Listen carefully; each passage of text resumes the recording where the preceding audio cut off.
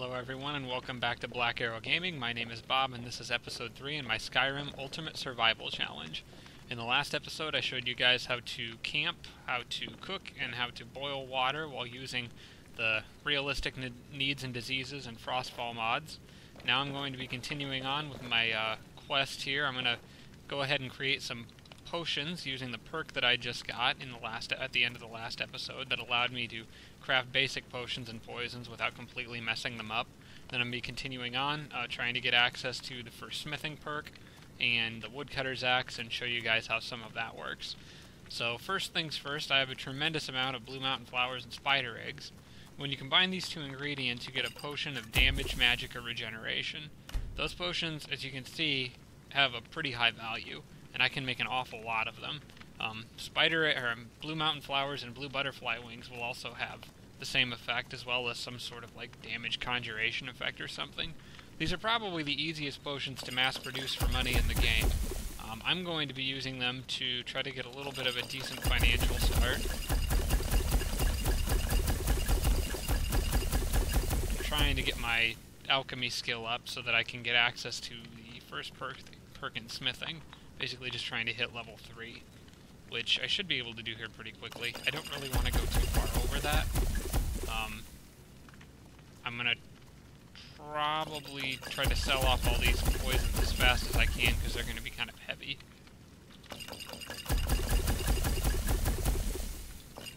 Once I get that up, I hit one more. That should do the trick. Okay. So I've gone from level 2 to level 3. And I can go ahead and level up. Now, one thing you're going to notice, I'll do one more in stamina for now. I think I'm going to start leveling health after this. One thing you're going to notice is that while I want that smithing perk, I can't get it yet. It's grayed out. My smithing's at 5, but the problem is not my skill in smithing. The problem is that I'm missing the craftsman's manual that goes with it.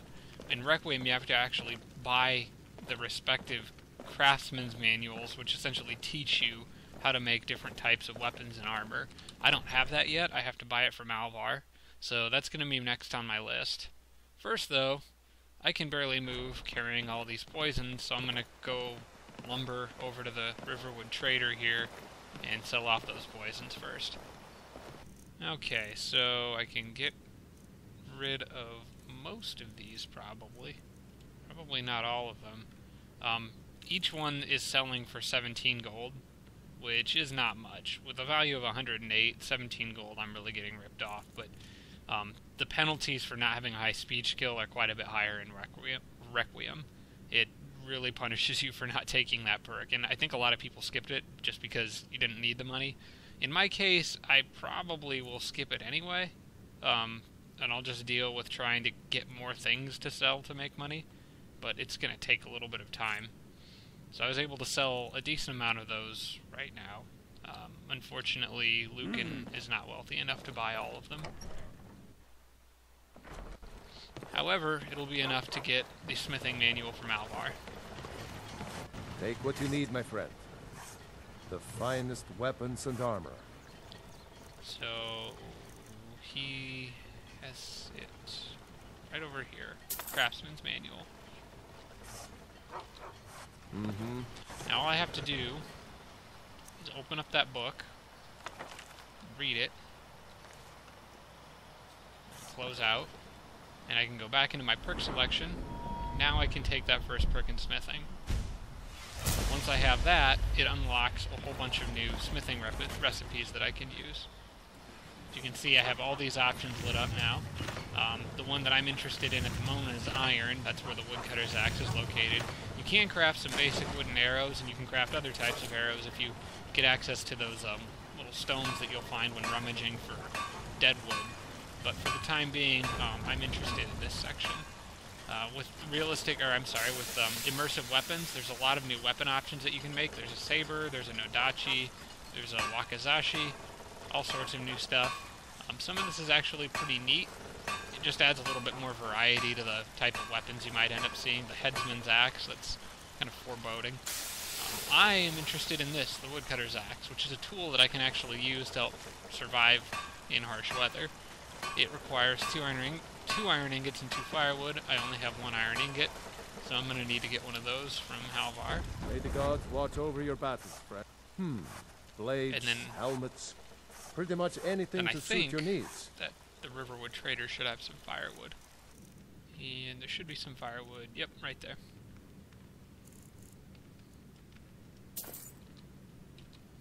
I really am getting ripped off. It cost me 38 gold just to buy those 2 pieces of wood. However, I'll be able to make that money back pretty quickly. So now I can go into iron, scroll all the way down, craft a woodcutter's axe. That's a decent weapon you've made. And as you can see, it actually shows up on my backpack. So in total, your backpack will display your torch if you have one, your woodcutter's axe, your camping gear, and the cooking pot that you have. Don't let my sister... Oh, a bit of this and a bit of that. Now that I bought a few things from Lucan, I can probably pawn off a couple more of these poisons on him. 34 gold, that'll work. All right, then. Too bad I can't sell them to Alvar to make up for the book that I bought. And so now that I have access to the woodcutter's axe, I'm in much, much better shape. Technically, I now have access to an unlimited source of income through lumberjacking, although it is also very time-consuming. But I can show you guys what I'm talking about. For the moment, I'm going to go over to my campfire and show you how this works. In my last episode, I was rummaging through deadwood in the middle of the night trying to get enough of it to put together a small fire, which didn't really burn for that long. Now I have access to a much more convenient and reliable way of setting up a fire. All I have to do is go up to anywhere near where there's a tree. It won't work if there's no trees around. So anywhere near a tree, I hit, in my case it's G for the survival skills menu. You'd set it up in your mod configuration. I'm going to go to harvest wood and harvest firewood.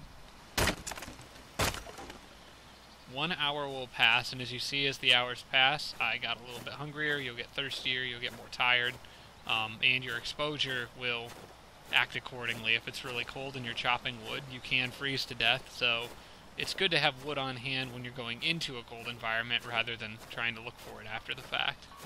I think I got, how many pieces of firewood did I get? 4. That's not enough. I think if I can get back over here. Let me see if I'm close enough. Yep. So a couple hours go past. There's 6 pieces of firewood. I can now set up real firewood in my campfire.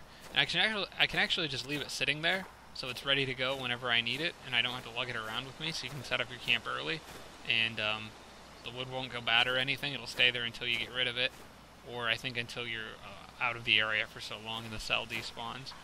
I'm going to get back into Riverwood. I forgot I'm carrying this. This is the dense stone that I found while rummaging around in the forest, and I don't need that, so I'm going to go ahead and sell that. Now I have extra firewood that I don't need. I had that extra 4 that I found. It takes 6 to make a fire. I found 4 first, then I found 6. So I spent 2 hours chopping wood, found 10 total. Since I only needed 6, I have 4 extra, so I can go over here to Hod. Honest gold or honest work. And he'll automatically purchase my firewood at a value of 5 septims per piece of wood, which isn't bad, especially in the early game. You can make a decent amount of money just chopping wood. Over time, your axe will get damaged. Mine's still in pretty good shape because I only chopped wood twice, but it will get damaged and you'll have to repair it. But it only takes 1 or 2 iron ingots to repair it, and the amount of gold that you can get from chopping wood more than makes up for that. So it's a decent source of income as you're getting started. Now at this point, I kind of just need to focus on leveling up and making some money. Most likely I'm going to be heading down towards the Whiterun area to try to get access to some blue mountain flowers and blue butterfly wings so I can continue making these poisons for as long as I can. And then kind of go from there. I'm not going anywhere. Now back fuck off before I do something drastic. She doesn't have the scar. Oh, hey, look at that. What? Oh, you're right. We've made a mistake. Now move along before that mouth of yours gets you into trouble. Next time you're looking to really, pester really, someone, really wanna make sure kill it's that. the right person. Nope. Yeah, my sneak skill is not nearly high enough to hunt very effectively right now. I'm not entirely sure which guild or faction I'm planning on joining just yet. I guess it'll probably be the Thieves Guild would be the most aligned with my character setup. As an archer, I'm going to be kind of a sneaky-oriented player. Plus, I think Riften would be good for a couple other reasons. I do need to go out there to get the Shadow Stone as soon as possible. And I also think the house out there would be reasonably affordable. The house here in Whiterun is not one that I really want to get anytime soon. Mostly because in order to do that, I have to start the main quest, and in order to do that, I have to make it possible for dragons to spawn. And I'm not quite ready for that yet. Welcome. This guy should be able to Take a buy look. the rest of my poisons. Here we go.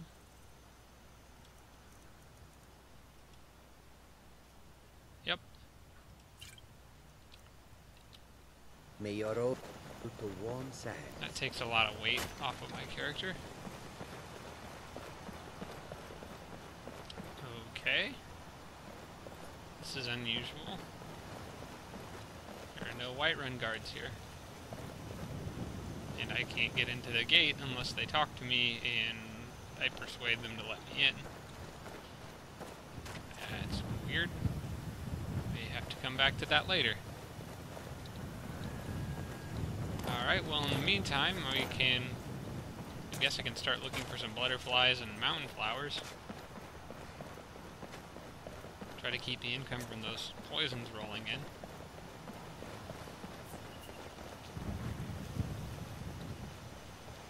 I don't want to go too far that way because there's saber cats out in this direction. I think this way would probably be the safer option for now. I do not want to run into a saber cat yet. I'm not at all prepared for that. It would probably tear me apart.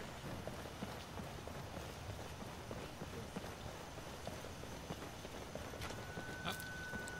There's a little scuffle breaking out over here.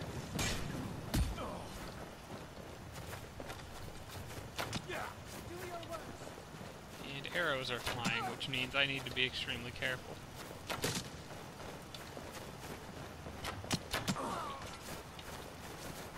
Give up while you stood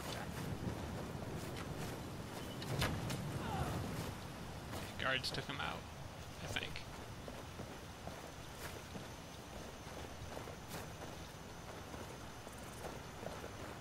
Is she the only one? No, there's a handful of bandits out here. Took out one of the guards. He has an Amulet of Zenithar, not bad. Worth 329 gold, and the wearer haggles 5% better. So I'll be selling a lot of poisons. That's really nice.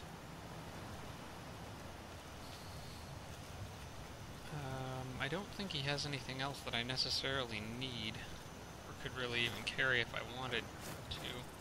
I'm gonna put that on before I forget.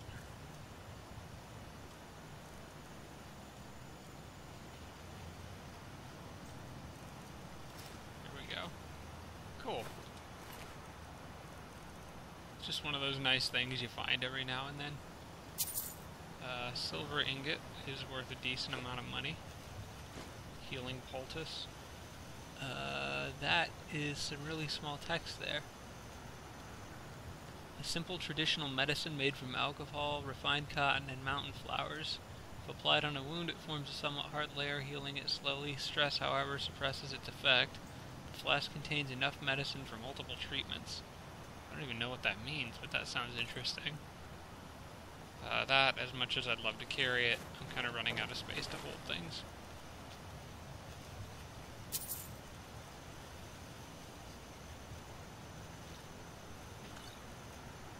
Milk, Nord mead. It's all kind of useful.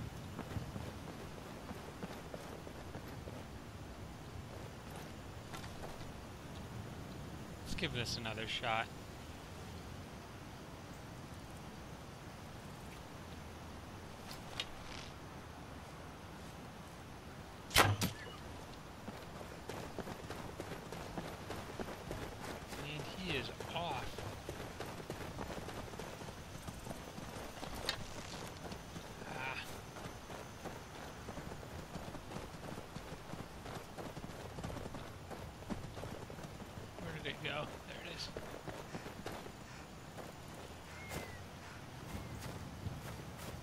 I don't really know what's up here. Or whether it's safe to chase that thing. Well, it's not being attacked by a saber cat or anything, so it should be alright.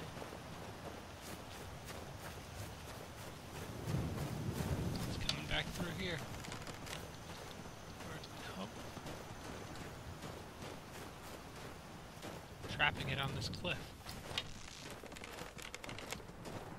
Stop moving around so randomly. Got it. There we go. Oh, there also are some wolves over there. I have my first kill. At least my first deer kill. Complete with a whole bunch of food that I can't carry. Guess I can take a couple.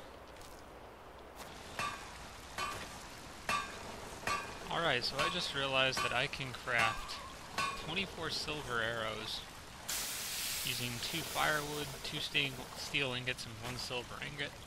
That seems like a really, really good deal to me. That would be something that could take out undead, I think.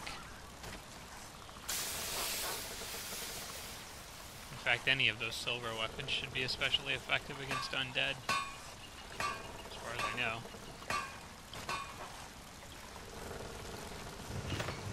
2 steel ingots. Ah. Whatever you Bought need. the wrong ingots. Buy you smear if it's simple and strong. I can... You looking for a new blade? Looking to protect yourself? Or deal some damage? Those are going to be pricey. Still, probably cheaper than buying the arrows individually.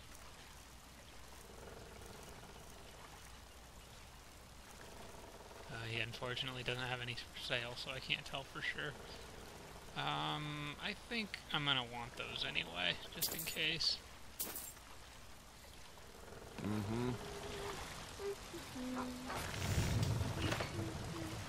There we go, 24 silver arrows. Iron or steel is what you need. Leave that fancy elven elves. Honest gold for honest work.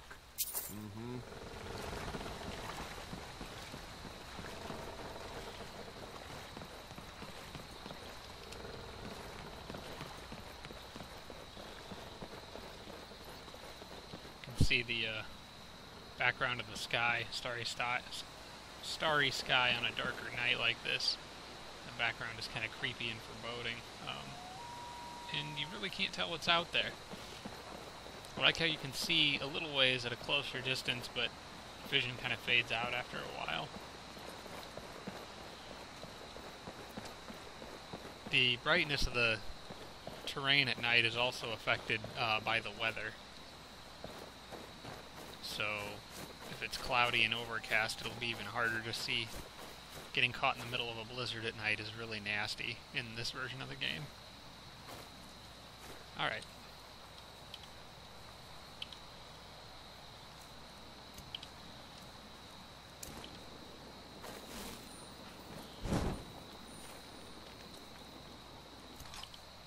And I will go ahead and make camp for the night.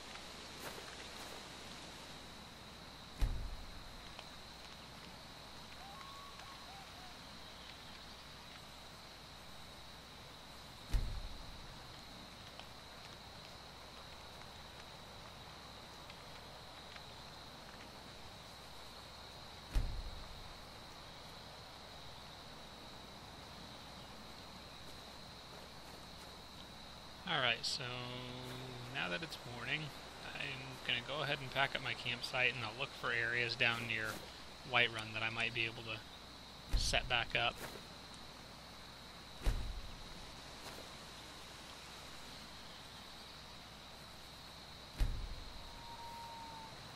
A lot of times you want to kind of pick a spot and sort of make a base out of it, I guess. You don't have to be moving your campsite every night.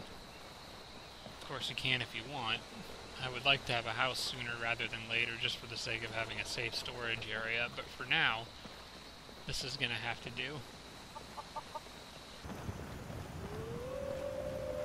Oh, I have some company this time. I heard at least 2 wolves howling right over here. I went right through there the day before, so it's starting to feel like animals move around. In fact, there's one right up there.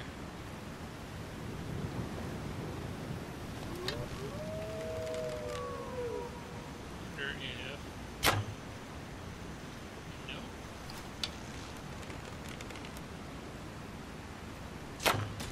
Yeah, right in the face.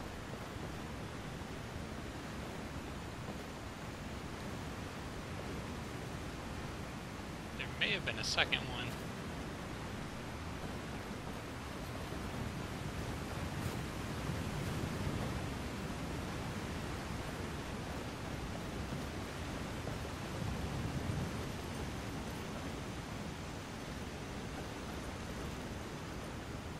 Well, I thought for sure I heard another one, but I'm not being chased by anything, so I can go up here and see what this one had on it.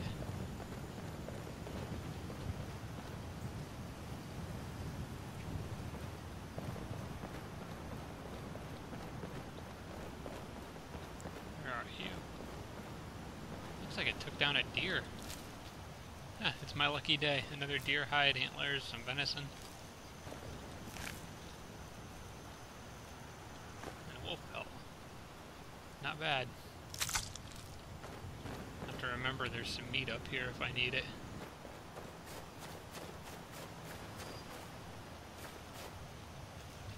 Oh.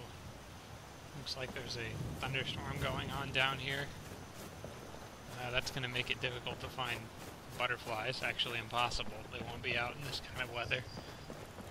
So I may have to camp for a day or so, unless I can actually get inside the city and start getting some stuff done, which would be nice. I was hoping to find, around here somewhere, there should be a barrel. Yeah, this is going to get me cold fast. I was hoping there might be a barrel or something I could put my stuff in around here somewhere. Just by one of these buildings. Looks like there's a couple up here. Yep. This game will actually recognize standing under a roof like this, although it still looks like you're getting rained on. It's the particle effects just kind of go through the walls. Yeah, see, up there in the top left it just said, "My shelter keeps me from getting any colder." It's actually acting as a shelter, even though I'm not technically inside of a building. This area will help keep me drier and warmer for longer. So you can actually just sit in your tent like this, as long as you're near enough to a campfire, you'll keep warming up. You don't have to, as long as you're under the shelter, you'll stay dry as well, so you don't have to always run back to a city for shelter. In colder climates, fur will help trap heat better, but in a climate like this you want leather, as it'll keep the water out. Fur will not keep water out.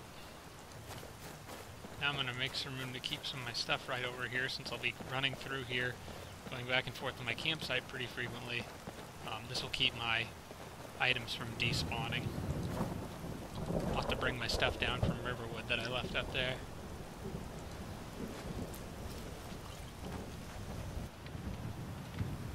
Alright, so I made it back to Riverwood, got some of my stuff, brought it down here, and threw it in the barrel that's near my campsite, so that'll be a lot more convenient for me. As soon as I've finished warming up, now that the weather's cleared, I'll go ahead and make my way over to Whiterun, and hopefully the guards are there to actually let me in the gate this time. We will find out.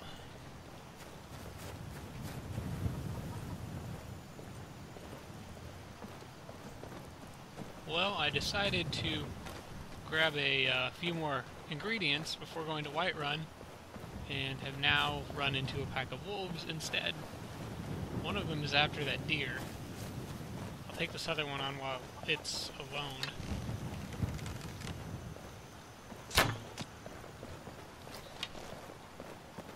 Where you going? That dude over there, he's taking off now. I don't think so. That didn't do as much damage as I'd hoped, or as I thought it would, but enough that you don't want to get caught in a pack of them.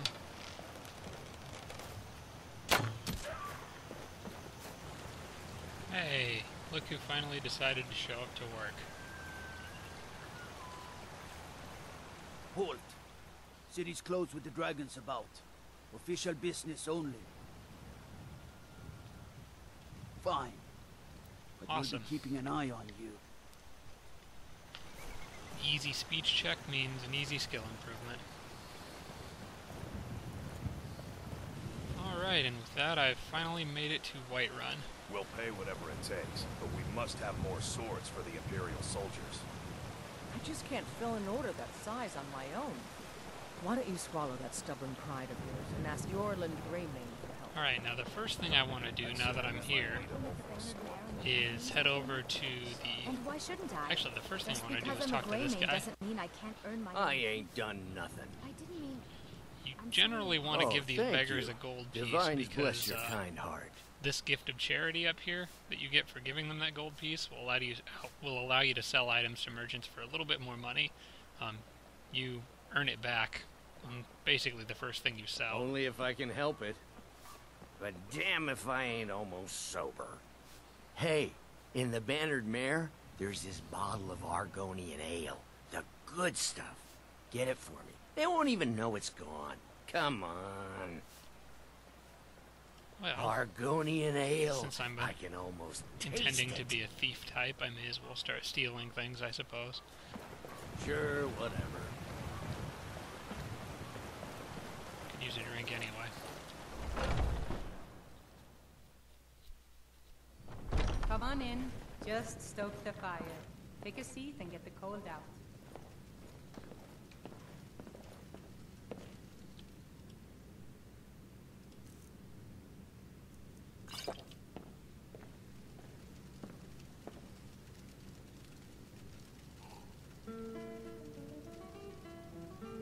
Now, Argonian ale is over in that room to my left. I need that person to leave. And right on cue. Sadia, dear, Yes, Yep. Mom? I'll be needing you to mop the place down extra tonight. So while Lots she's of talking to plates. her boss, Oh, yes, Miss Hulda. I'll steal the ale. Perfect.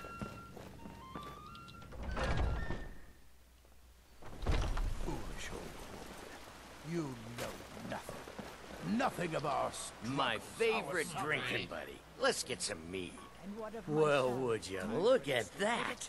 Argonian ale.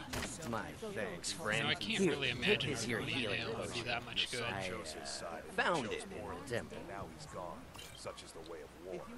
Alright, a good potion of healing, now. not bad. It's a lot more valuable than a bottle of Argonian ale, that's for sure. Now the first thing you really want to do when you come into Whiterun is head over to the Temple of But we Arkay can't afford it. and get the blessings of Arkay. In Requiem it gives you a flat boost to health, 25 health, which is, that's a big deal when you only have 100 health to start with. The only trick is that with these Shrines of the Divines in Requiem, there's actually a karma system built into the game, so if you're not a good person, or I mean, oh, I guess I should say if you are a bad person, the Divines won't bless you. However, I'm still pretty much neutral at this point, so I'll take advantage of that while I can. And the really cool thing about this is that it's actually active for 24 hours. And that's 24 real-time hours. That's a long time that I'm just going to have that bonus and don't even have to think about it. So that's a good way to start. Give yourself some extra protection early in the game. Keep yourself alive a little bit longer. Alright, so I think that this is probably a good point to stop at. In the next episode, I will head on up to Dragon's Reach there, talk to the Jarl, and get the Bleak Falls Barrow quest started. Then I guess I'll have to decide whether or not I'm actually gutsy enough to try to take that dungeon on this early in the game. With silver arrows, it might be possible, but anytime you're going up against the undead, it can be a tricky situation, so we'll see what happens. Until next time.